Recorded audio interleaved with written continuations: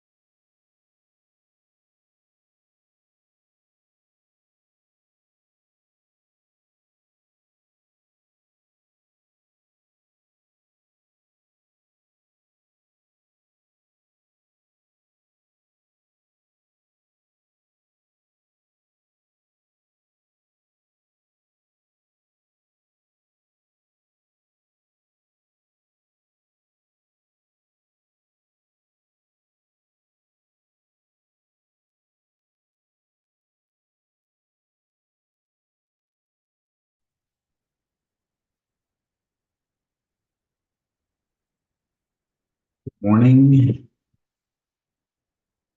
and welcome.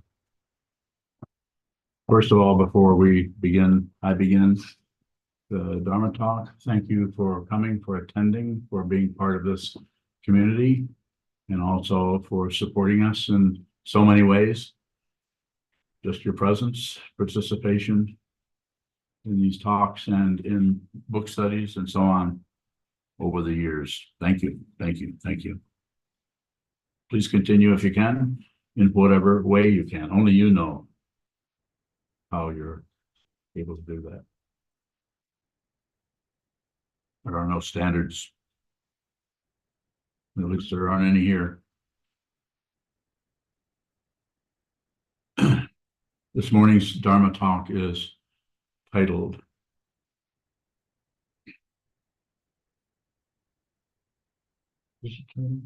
Response and reaction. And or and response. You respond to something. You see it, smell it, taste it, hear it, think it, feel it, respond to it. Or you might react to it.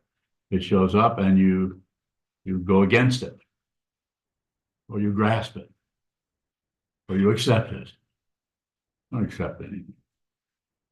Or you turn away, ignore it, and shut down, look somewhere else.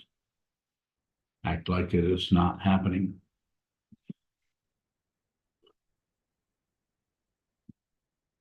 So that area that was talked about by Sokuzan in his talk a little bit is and tying it in with the 12 links on the chain of existence, where one has a desire and then one does something with that desire. And the idea, the way I teach this, is that you should include the desire. When you have desires, just feel them. The desire to run away, the desire to grasp, the desire to protect, the desire. Just observe it. Don't do anything with it unless you have to. And you may have to do some activity around the desire, like stopping it or trying to stop it, grasping something or trying to grasp something, and reaching, grasping. or trying to block something out, turn away, distract yourself from it. You may have to do that. The classical words for that are, what is it, tanha? You remember? Doesn't matter. So grasping comes out of desire.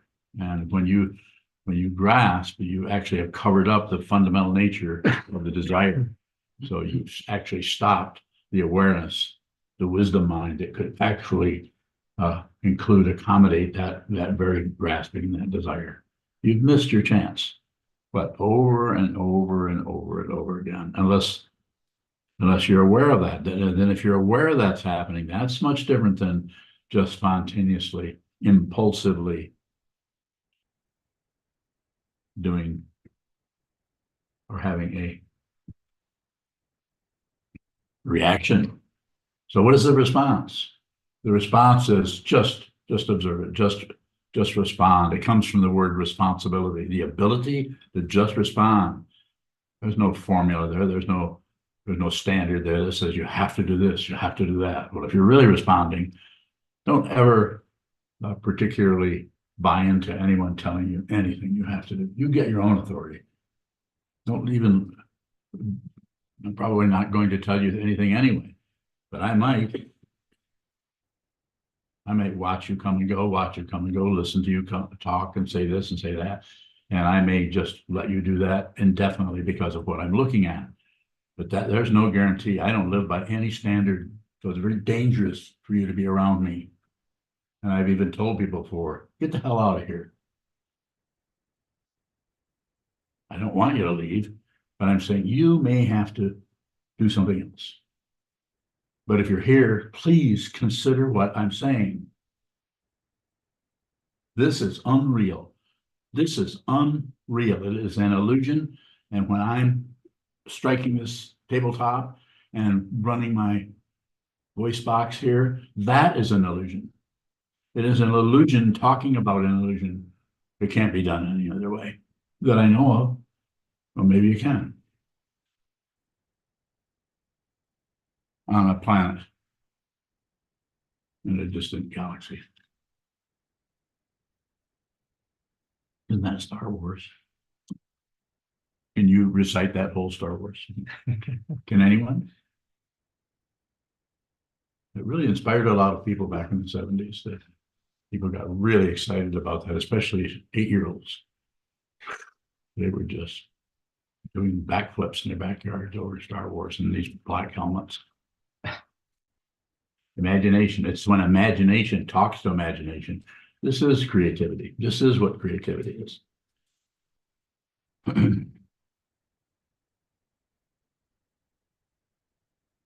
Impulse. Reaction. Just impulse to fix, do something, stop it, start it, do. I experience this all the time, all day long. I feel impulses come up to go this way and that way. And sometimes I jump right on board them. It's not about stopping the impulse.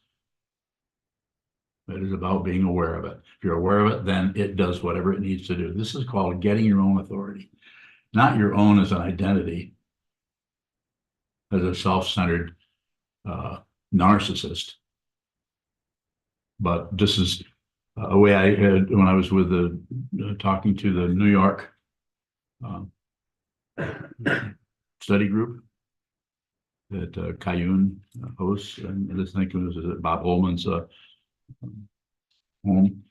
It talked about the things that are coming up for most people. The things that are coming up instead of actually responding to those with some sanity. Instead, the various things that are showing up in our mind, we're pushing on this one, we're pulling on that one, and we're trying to turn this one the other way around based on our desire to have things different. But if you see what this is, you'll just respond. And respond rather than looking like pushing and pulling and shutting down and all this kind of activity. Instead, it'll just be complete, and not compliance, but just a complete equanimity that happens that may, if I use my fingers as an example, it may look like this. This is the so-called individual identity, just comes this way, moves in. And so it's just harmonious, fundamentally harmonious. Now, it might not look that way from someone else out here, especially someone who has no mind training, that lives their entire life judging everything. Their entire life is judging themselves, judging their parents, judging their neighbors, judging their partners. If your life is based on right and wrong, up and down, back and forth, should and shouldn't be, then you'll fight with dependent origination. But if you see that you are not a separate being, then there's the possibility that you could completely dance with reality, dance with the reality that shows up as you sit up in bed in the morning and look across the room. Don't fight with anything. That being said, it may start out as seeing how much you might have to be aware of that antagonism or that anger that keeps coming up towards everything else. Awareness, awareness, awareness. Just continue. There's not much along the way that gives you a feeling of progress other than the energy of passion, aggression, ignorance begins to taper off. So the reaction part is something happens and you react. Something happens and you react. Something happens and you react or shut off. So passion, aggression, and ignorance. But just to be responsible for your mind stream, there's no one there. There's just but there is consciousness which just responds and responds in a respectful, possibly even gentle, but also could be highly energetic, which could be mistaken for aggression by someone who is so caught in passion, aggression, and ignorance. They don't have what the classical word would be, just the openness, just to see what is happening without adding their personal condiments to it. I like it. I don't like it. It's good. It's bad. It shouldn't be. It should be. I shouldn't be doing that. I should be doing this. This is frightening to me. This is this. Constant commentary about everything that keeps you from seeing the radical situation that is there, which is what? Radical situation, which is what? What is it? It's empty. Completely empty of a self and empty of an other. You have to see that. It's not something to believe in. You have to see it yourself, and you have to see it. It's like you have to see it here. And if you see it, you won't see anything. There's no proof. That's why it's so difficult, and it is so rare for one to attain liberation. I can take some questions if you have them. And if you don't, I can keep talking. Sokuzan, how is getting your own authority as a narcissist distinguished from the opposite? Getting your own authority as a narcissist is someone who thinks they're separate from everyone else and wants to control some people, and the people they can't control, they want to kill. The extreme version of it. But in a family, it's just someone who has to constantly assert their power over their children by possibly striking them instead of relating to them in a reasonable way. More specifically, that's pretty clear to me, but it may not be to you. If you want more, ask us.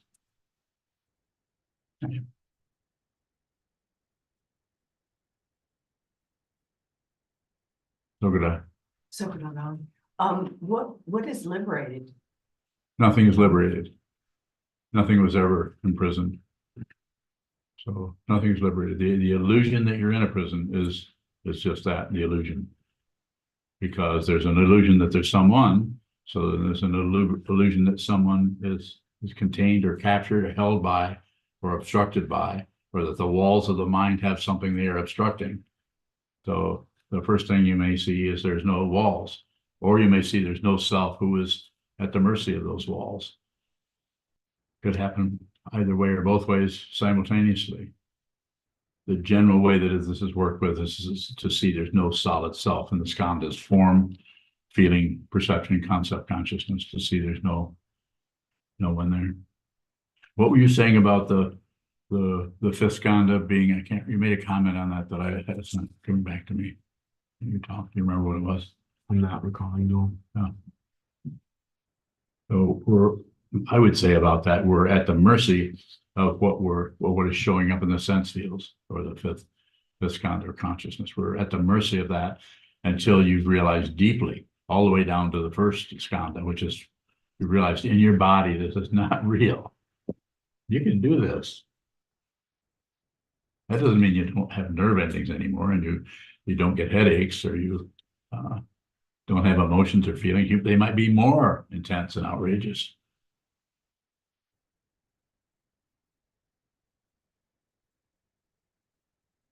Questions? Please don't hesitate. Go ahead. In facing the wall, do we develop abilities to not be swayed by those the body and the pain that you're talking about, bowing? Could be somewhat, but mainly what is, if you want to call it an acquired or an ability, we begin to see and witness or view the comings and goings of the pushing, pulling. We begin to see how outrageously demanding that part of the consciousness that is, we call the ego, or the seventh consciousness, is tied up in the prison of belief and duality, and is paranoid. Constant paranoia going on all the time. We have to see that the consciousness is tied up in that paranoia. And we have the sitting practice of meditation gives us, well, you could even say, maybe it would be different for each person, but a little bit of distance between what's happening in the mind and the consciousness that is observing them. That will go on for possibly years. It takes a lot of time. Other questions? Any questions on Zoom? Jishin bowing. So what is in the mercy of three poisons? Bowing. What is at the mercy of it? Yes. Belief in the self. If you believe you are somebody that is experiencing, I'm not saying the experience isn't there, but as long as there's an identity that he, she, they think they're having this feeling or think they're having this, if you add it up that way, you think you're having this as a person, just because there's a body here gives you no credential at all. Very temporary. You are not temporary, but the illusion is temporary. So is the belief liberated? Pardon me? Is the belief liberated? Yes, it shows up as no belief, no disbelief, no position, no reference point. You can actually live with no reference point. You can actually live. It's much more comfortable to live without picking and choosing, without selecting, without going this way, going that way.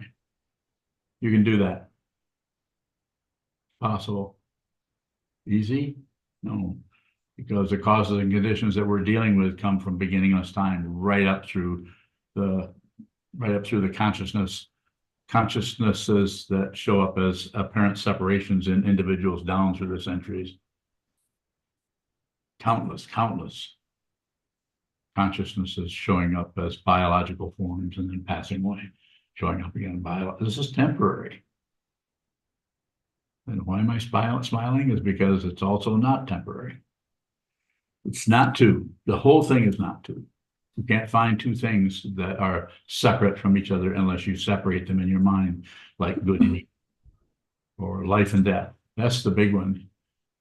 And you may not know until the body drops. It probably will take that for most of us, maybe even for this old man too, to really see that nothing happens. Can't teach this unless I'm sitting in the same saddle that you are.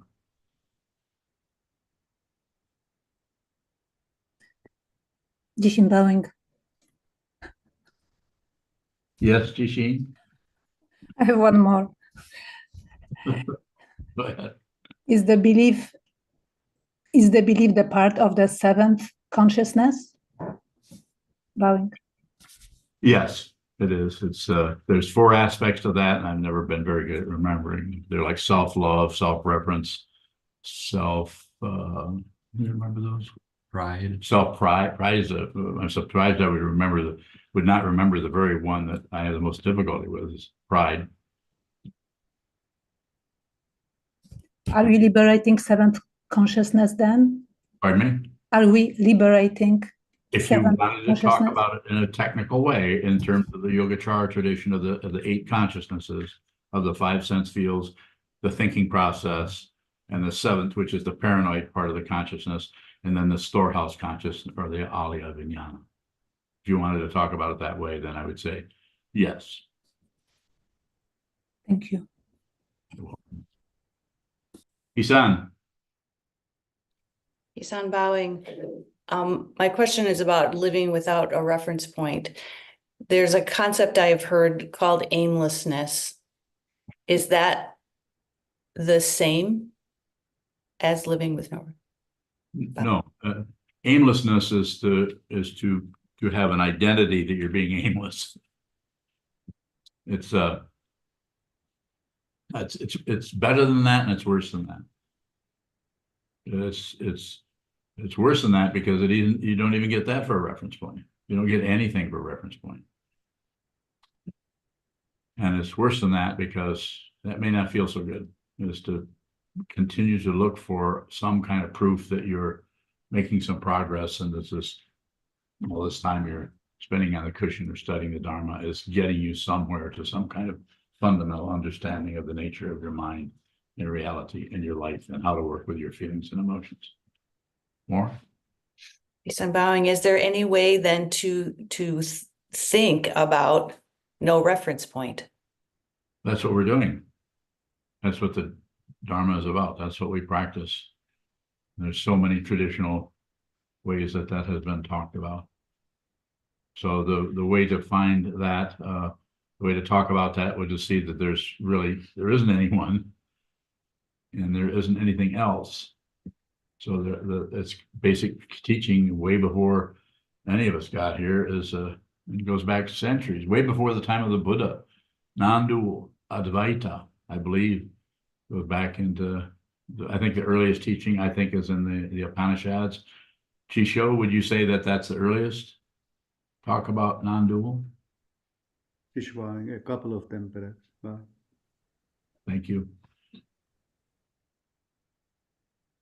So this is the feeling you have when you put your hands together. This is an illusion. Mm-hmm. And the feeling you're brushing your teeth, it's an illusion. But those are reference points to reinforces the illusion that we're a separate being who can anything from go out and have dinner tonight, or pass into the final description of the 12 links, which is sickness, aging, and death. Kind of a somber way of talking about it, but it's true. All the bodies that the consciousness has this temporary housing, you could say, to talk about it relatively, as this is coming apart. And if you see what this is, you're not concerned about it because you know that who you actually are, if there is any kind of identity at all, which is questionable, as long as you're in the illusion, it's very questionable, is you see that who you are is not threatened. Can't be, even the death of your body. Isan bowing. I guess that may be my question. It would be better phrased. What I want to know is not really how to think about it, but then aimlessness seems to describe a way of being in the world, like what's for dinner, what's for lunch, moving from one thing to the next without a particular agenda. If aimlessness isn't quite it, and I hear that, yeah. Then how do we behave? I'm ready. Okay. So aimlessness for any person could be part of it's a path quality, but it's not fruition. So there's ground, which is a suffering that we're all dealing with. It could be anything from in our family to in the country to in the society, in our mind stream and our relationships, all the different kinds of suffering we deal with. Just even without being in a relationship, we can have intense suffering going on without really even having any understanding of where it's coming from, or what it's about, or why we deserve this, or we don't deserve this. And then the path is train the mind to see clearly. And so that's what we're all doing. That's what the Buddha's teaching was. Life is suffering. It's caused by wanting something else. And this can come to cessation. And here's how you can do this. Shila, Samadhi, and Prajna, or discipline, meditation, wisdom, or the truth. So that's what you're talking about there, the aimlessness. It might feel might feel like that, but it eventually it goes full circle. You could say it comes back around to being, since you see this as an illusion, you're so totally clear about what it is. You're so liberated that since the illusion is there, you can dance, you can participate, and you can actively be in the illusion. Sometimes this shows up as a teacher, sometimes it shows up as a dancer. But you realize it. And so you are, I think in the 12 ox herding pictures, the last one there, when showing the path to realization in 10 relationships of the person who was tending the ox, using ox as the mind and having pictures. It's interesting the way that's done. And the last one, I think the ox is gone, which represents the mind, and the monk is just back in the marketplace hanging out, I think, with a bunch of kids. So just ordinary has returned into the relative situation because they're no longer threatened by relative truth. They don't have to live on a mountaintop and go into the Dharmakaya. No, they're a human being. They can actually return. More about that if you have. That's a good area to ask questions in.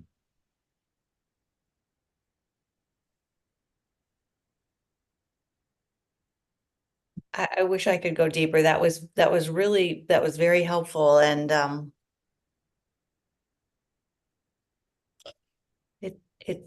it seems that yeah. Yeah, You see it aimless. all the time. Just look at it. Yeah, aimless is how it kind of feels when you start to let go of reference points. You realize that you don't know what to do next, and you're not too busy worrying too much about the so-called future. Mhm. Able to just be aimless. Thank you.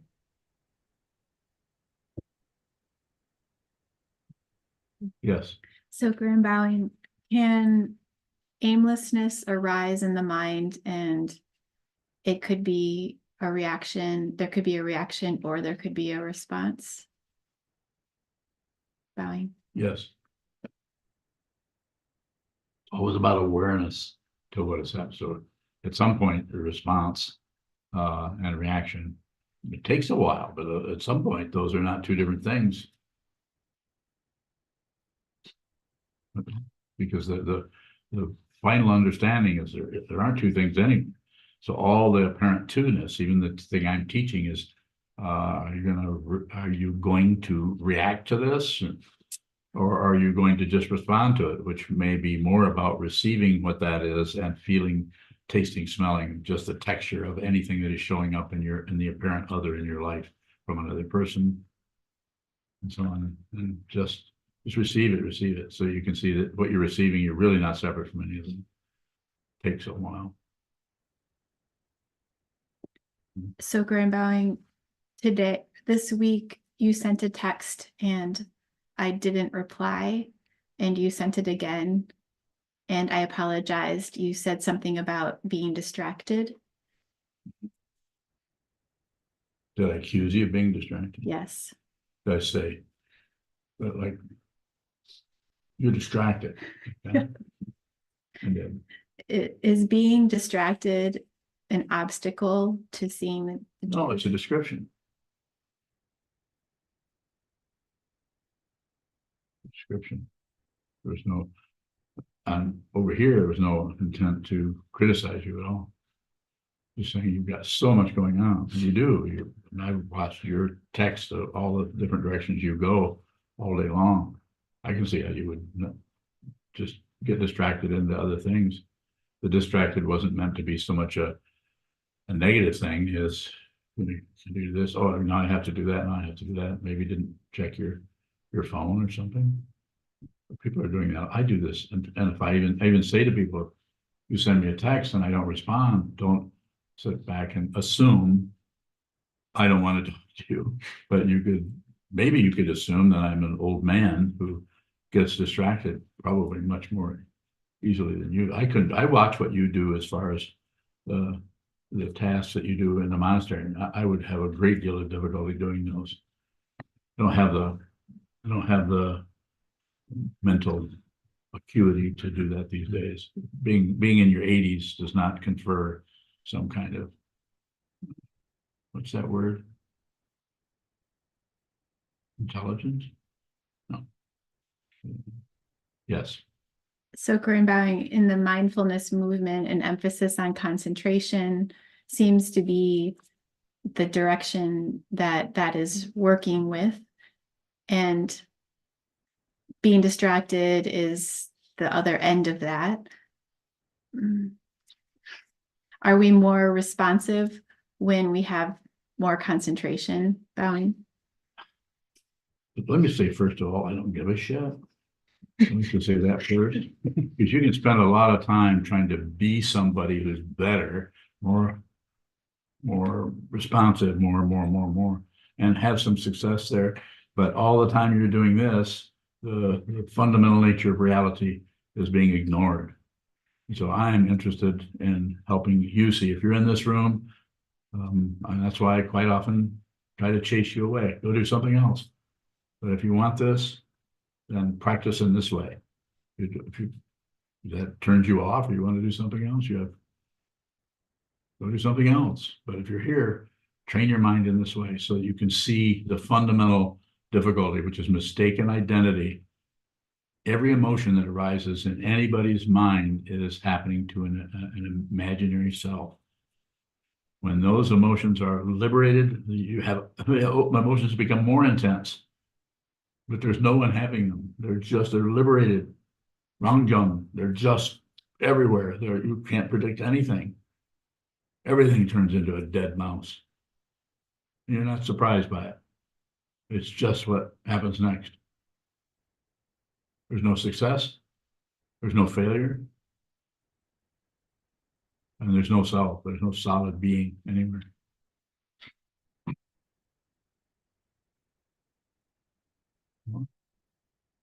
Thank you for continuing to repeat that.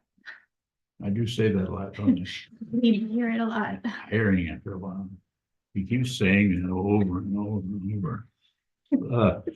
Junchu, bail me out of this, will you? Bowing, if our reactions seem to be coming from the body without much of a conscious thought about it, if we just observe those reactions, does the body see if there's not something threatening? Well said, yes. Body and mind are not two different things. They just look like it. And that's an intense feeling of separation. Like we think we can walk to the store and think about not walking to the store. We actually, the mind is amazing, has an amazing ability to find its own form. And when I say its own, I'm saying whatever it wants. It can identify with a turtle on the side of the road, and the whole world is that turtle. It's that powerful. The consciousness is just astonishing, and it's. I'm going to say I have to describe it some way. I guess its ability to be whatever shows up. So therefore, it's that you can't find good and evil there. You can't find life and death. This is a temporary illusion, as all illusions are. So yes, as far as when you're feeling negativity, when maybe the mental processes of the story kind of falls away, or maybe it doesn't even show up, you're just feeling this intense feeling of maybe like dread or discontent in the body, just observe. This is what this sitting practice of meditation will help you deal with that in a straightforward, genuine, and a direct way where you don't have to think about it or figure it out. More. Does the body's realization of not separate look any different than the mind's realization of not separate? For a while. At some point, you'll see that those are not two separate things. It takes a while. It takes some dedication. It takes what? Not maintaining, but return to the wall, return to the teacher, return to the teaching. Find a teaching that really resonates with you or supports you, and read it. Put it on your refrigerator. Have it tattooed on the end of your nose.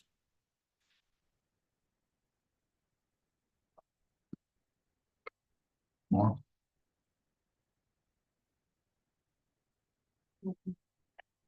Robert, Robert Bowing.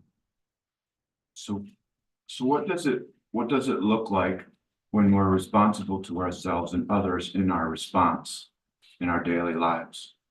what does it look like when you're responsible in your response to others? Ourselves.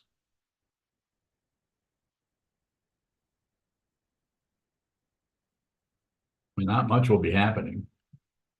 And if it is happening, there will be no one adding any commentary to that happening. So it won't be anything extra. There'll just be just a response. The long form of that word is responsibility. You are responsible, whatever shows up in your mind, you're responsible for it. It's not yours as a possession or a plus minus neutral, any of that. It's just happening in consciousness, and this is your temporary appearance as a human form in the human realm. Not much. There won't be any confirmation, validation, and there won't be any criticism or negation of the whole thing. And there won't be a neutral kind of ignoring the whole thing. You actually see that for what it is. And this is when, on the path, this is still path quality, that's when that becomes mirror-like. You realize that everywhere you look, you're starting to look into you actually see yourself in everything. Everything.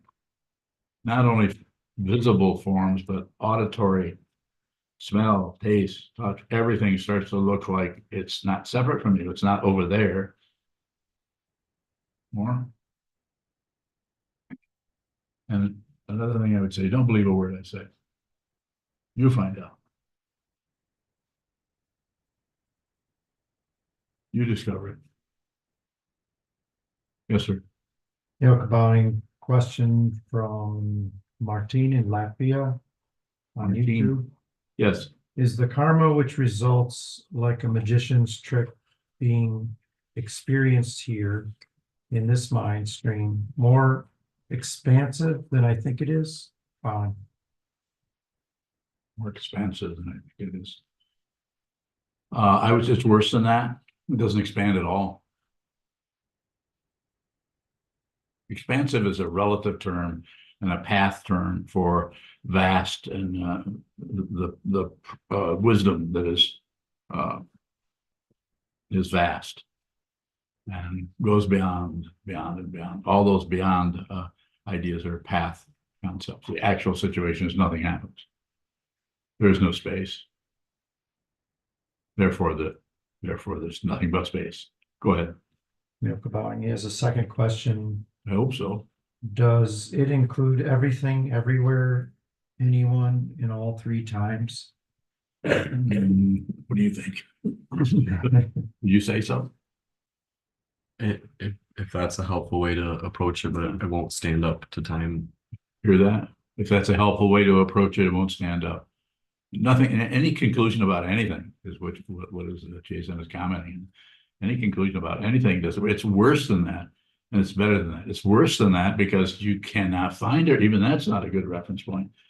And it's better than that because you're liberated. You're actually, wherever you're at, you're right there. Past and future are gone.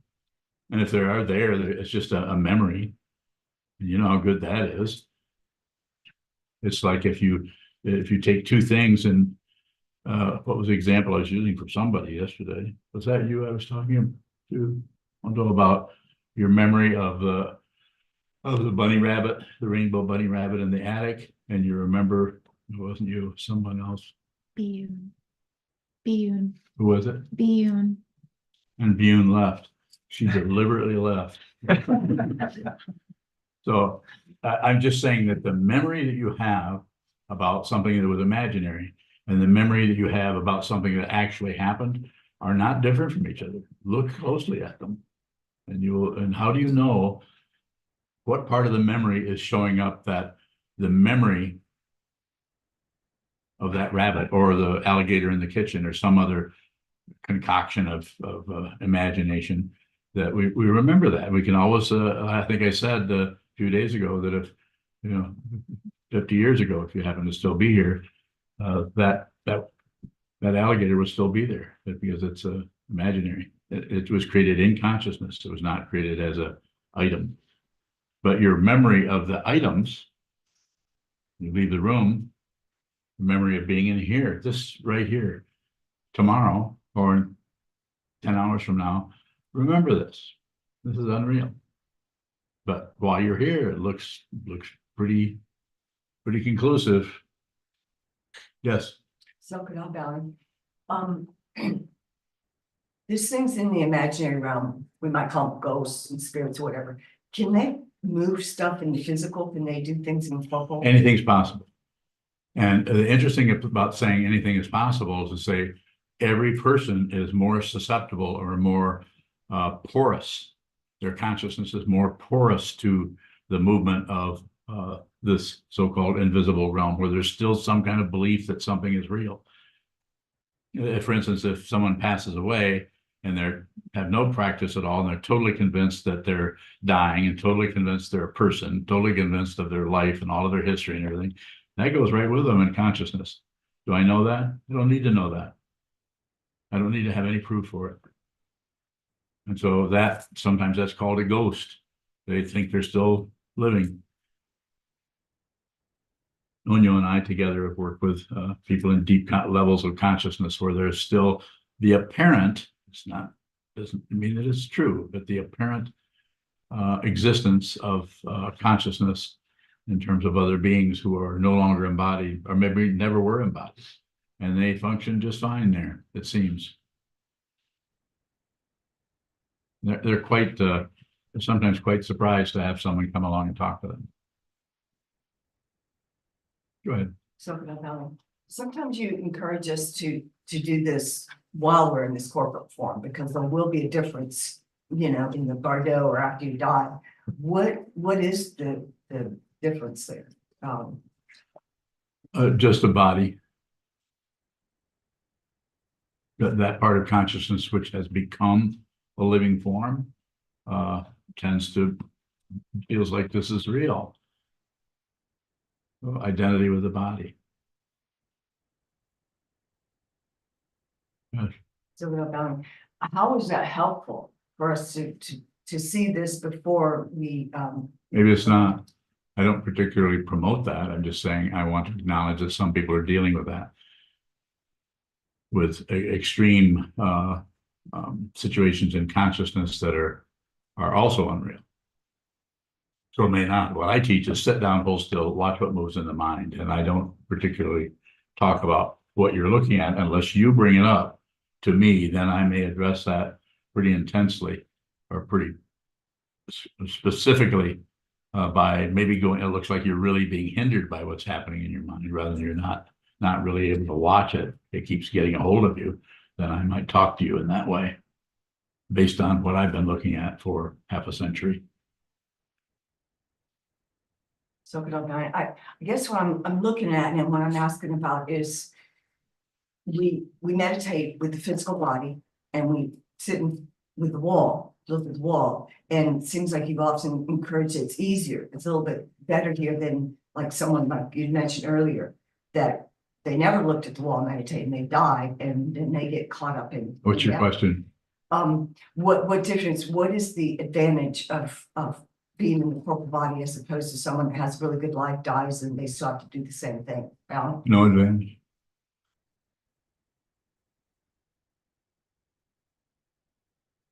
Further questions? Come on, you guys, don't hold back. You're here. Oh, no. Underlying, what does awareness do when we're watching something arises and we observe our reaction or we choose a response before we're realized? What is that awareness doing if we're watching ourselves do that? It's just observing the movement. But if it just observes the movement, that's a very simple direction. Just observe, just be aware. But if it leaves the awareness of what's happening for a conclusion, what we should do, what we shouldn't do, what shouldn't be happening, and we buy into we react. And so what's being recommended is just receive, or receive is one word I use. The other one is just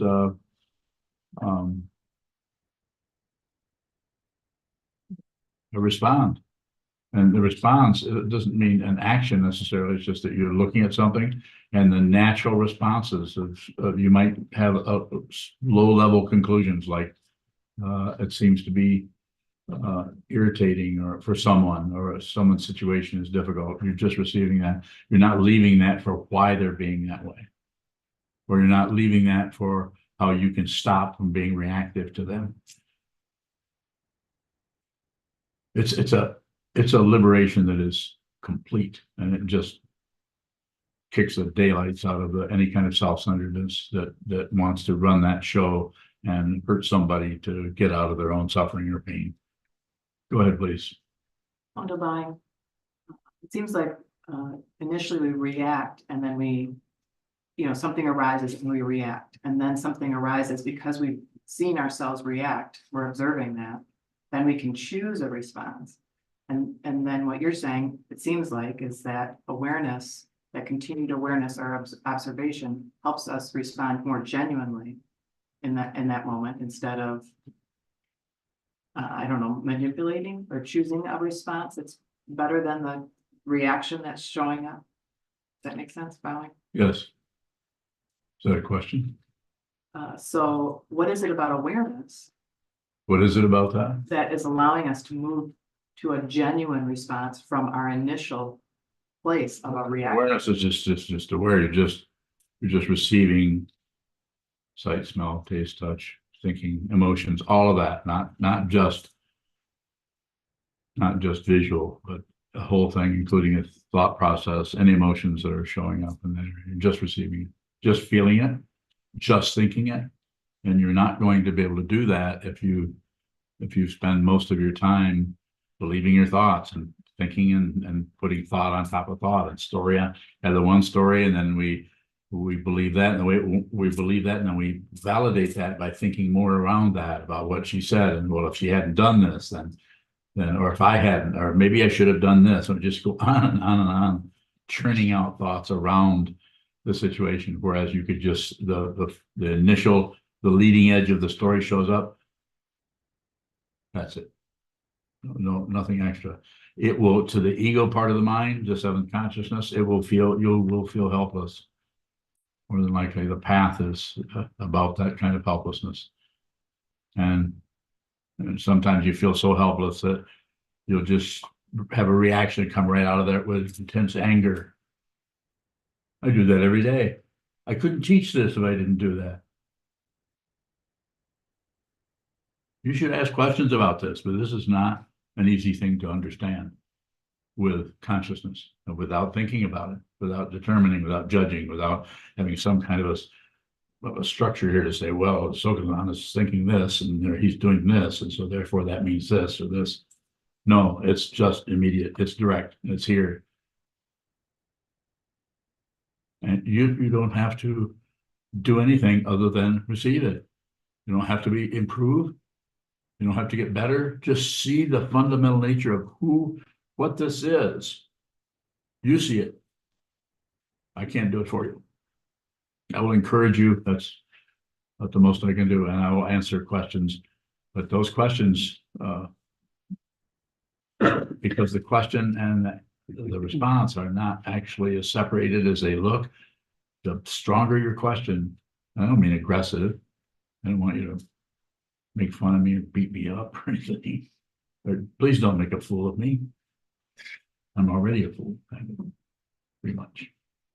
But the questions really help you come this way, like you did with that situation. Let's boil that down. What is a fundamental thing that you want to know? And then that's what I'll respond to. I'm looking at awareness, and what is it about awareness that we see change in our own moving from reaction to choosing a response, to seeing that the response showing up that 2 years ago I would have reacted. So that is something you said, what was that about?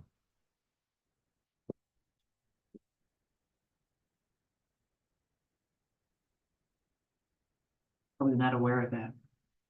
Continue your question. My question is, what is it about awareness? Strengthening that awareness muscle that helps us genuinely respond.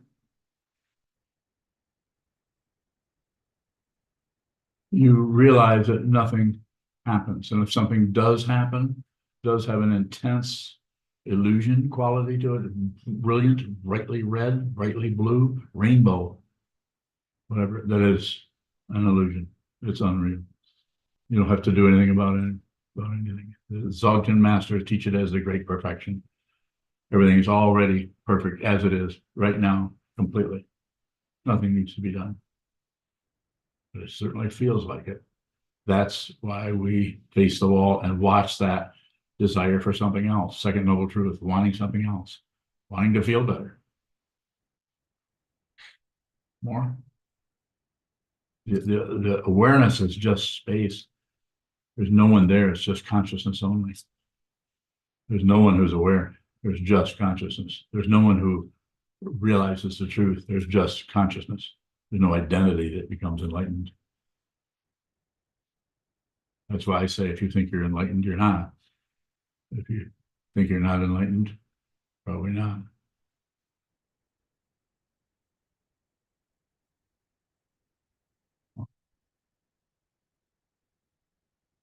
You have a question? Kelsey Bowing, You look quite questionable and why not? what is the relationship between response and choicelessness? Very good. So the response tied in with the react or just respond or just receive whatever is showing up. You're responsible for it. And choicelessness is if you're in that dynamic, shall we say, where you're in a room and things are happening and you are being responsible for what's happening there. You may find yourself doing something or not. You may find yourself saying something. You may find yourself even shaking your finger at somebody. Unlikely, but that may occur. And you won't decide, you won't have any thoughts preceding that. You'll just be receiving whatever is showing up. And you will hear yourself say something at the same time everyone else is hearing. That's what's happening here. I don't know what they're going to say. 20 years ago, I would have been terrified to sit up here in front of people and respond to questions. Am I still terrified? Mm-hmm. There's no one there. It's not a bragging point. You can't just suddenly get rid of your ego. And why can't you? Because the ego is unreal. You don't have to get rid of anything. If you see the ego is unreal, you are no longer frightened of anything. And if fear, fright come up, it's just an illusion. Doesn't mean it isn't still scary.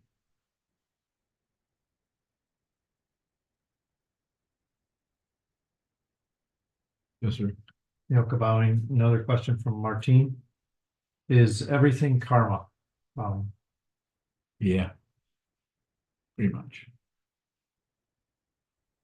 I would have an interaction with Martine a little bit more around that, but since she's in Latvia, Yes. yeah, it'd be hard to do that. But everything is that is showing up as some kind of cause and effect happening. Anything that's a thing would have to come under the category of karma. Cause and effect, cause and effect. It's an incredible stage show. Illusion.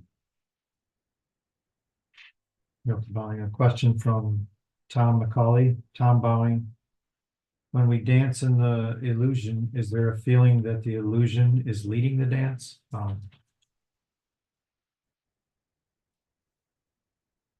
Yes. That would be part of the illusion.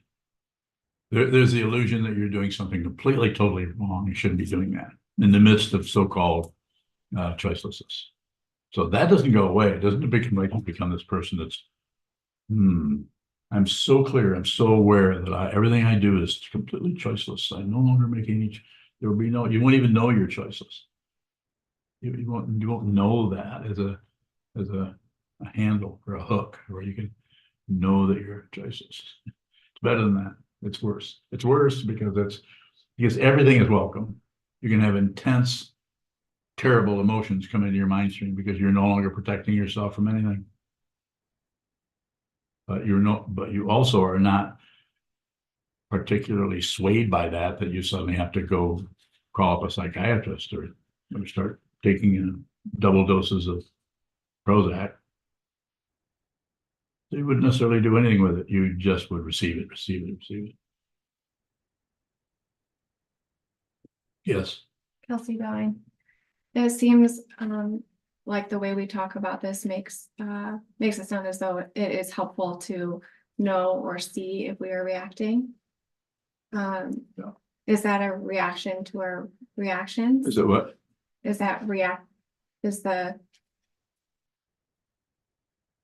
is the knowing A reaction? yeah. No. No, just be aware of it. It gets, if you try to sort it out or something, so no, just receive it. Just receive. There's nothing threatened. There's nothing harmful. It doesn't mean that in a relative world there isn't horrible stuff going on perpetrated by people who are totally believing and have a strong conviction that they need to control people and need to control themselves. So we have so many wars, people believing in their thoughts about everything, thinking there's such a thing as correct and incorrect. It's painful to watch, but it's a landslide that's been going on since human beings got here. Good thing about this, in terms of our situation, is somebody came along 2,500 years ago. I'm not saying others didn't, but some particular person came along and looked at this and presented a teaching, which we have as the 3 jewels, and train your mind to see the truth yourself, which he did. So here we are. More. Kelsey Belling. When we are responding, is there more ease than when we are reacting? Yes, there is quite a bit more. Because the way I talk about this more is I talk about the intention to do something, not the result. That's looking for a result and not getting what you wanted. Then we're right back in the desire area, buying into that. Whereas if you just the intention is just an attitude about it. You're taking the attitude, I am going to look at this. I'm going to see this. I intend to see this myself. I intend to see the truth myself. I intend to, the big intention, and it's a big vow, but through the vow, which you're going to take at some point, the way it's looking, or receive, I should say, observe, the vow to be with all things. Why would we do that? It's an interesting why question. But what is that? It is a way to live in a sane, uplifted, authentic, straightforward way with what we find ourselves in this human form. Vow to be with all things. This doesn't mean you have to go out and save the world in the relative way, but you begin doing that here. Start with this. You're not separate from anyone. See what this is. You may never leave your house. I don't think you would, but you actually could do this without stepping into society as it sets. You'd have your own society in your mind stream. Like if you ever read Milarepa?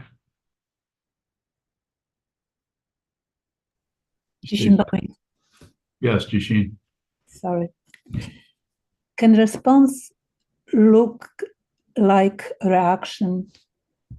Bowing. Is it what? Can response look like reaction? Bowing. Oh, yes. And it may well look like that, if you're responding to something, someone watching this may well, especially someone tied up in right and wrong, should be and shouldn't be, who gets their nourishment for their own self-centeredness by judging others. It's a very difficult area, but if you are on the path, and if you have a dedication to yourself, let alone to the Buddha, the Dharma, and the Sangha, to yourself, to see what this is yourself. See what it is yourself. you can do that. But it could look that way. Could look that way to you, possibly. More? Thank you. You're welcome. So I can take maybe one more question if there is one, especially from someone who's not asking any questions. Go ahead, Michael. Is there a way to practice choicelessness?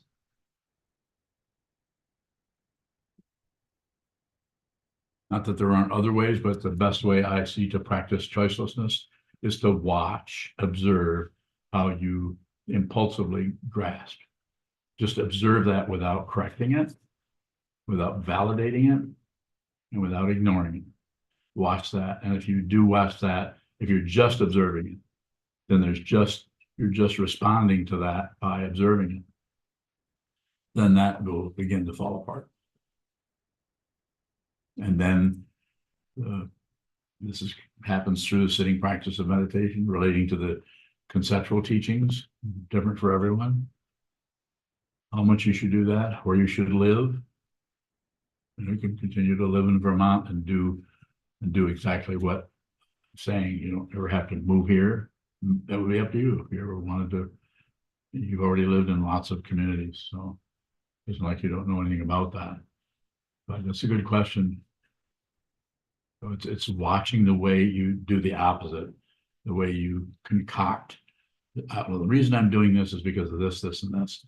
And why it makes it so hard is because the reasons behind why you do this and this and this are valid, conceptual, relative reasons that will hold up in a court of law. They're just valid. Whereas what we're talking about here is the spiritual path that transcends this world. The physical form, all of the things we're going through in our lives with our families and so more about that if you haven't. Let's go deeper in it if you want to do that. So very good. Thank you so much.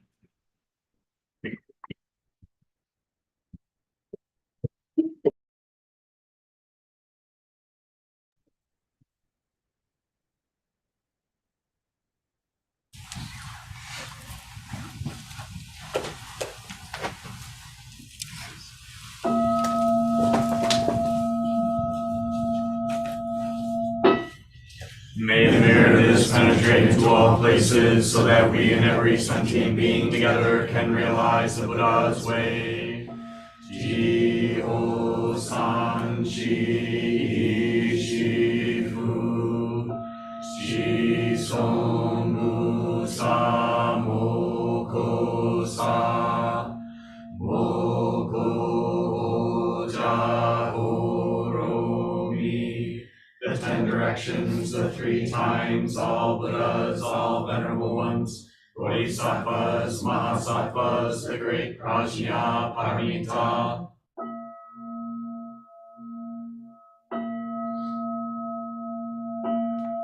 O Buddhas and Bodhisattvas of the 10 directions and the 3 times, please hear us. Please come down out of the light and protect Sokukoji Buddhist Temple Monastery, our Sangha, families, friends, and visitors. Heal everyone who is unhappy, sick, or suffering, and fill them with light.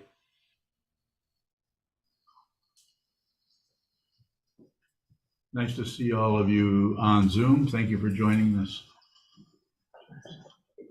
You want to say Michael? You have 2 Michaels that have. Michael Pickowitz and Michael That's right. Johnson. Michael Johnson has a birthday today, so you started out. Happy birthday to you. Happy birthday to you. Happy birthday, dear Michael. Michael. Happy birthday to you. A little nervous laugh there. Okay, shall we go do what's next? But it has to be choiceless, doesn't it? Thank you. Thank you, Sokuzan. You're welcome, Cynthia. Thank you for joining us. Always enjoy it. Thank you.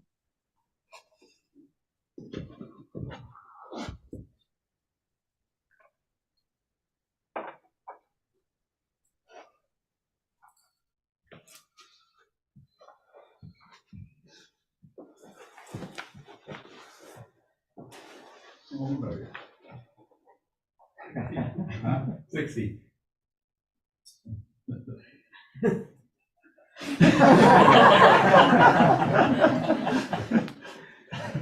He told me that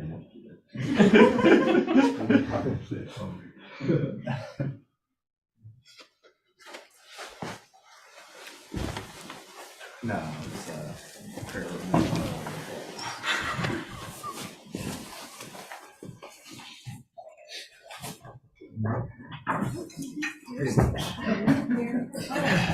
it's Open the hallway and get, there's actually two. It's good to see you. You got yourself a hug.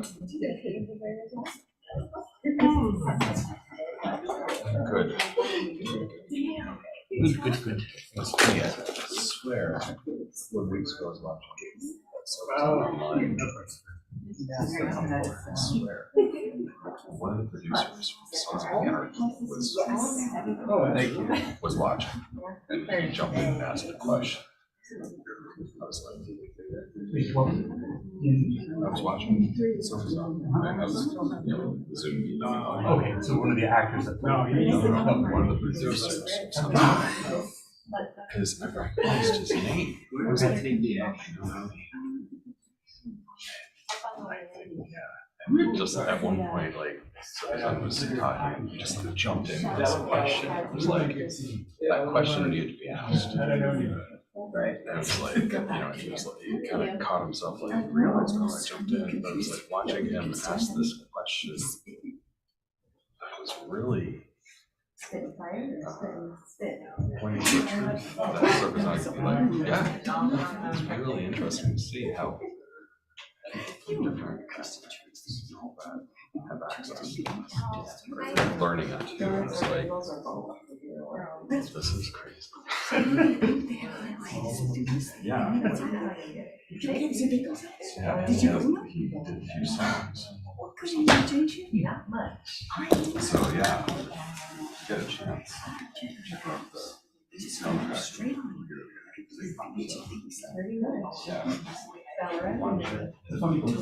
Yeah. Let Sokuzan. Don't let it go to his head. But.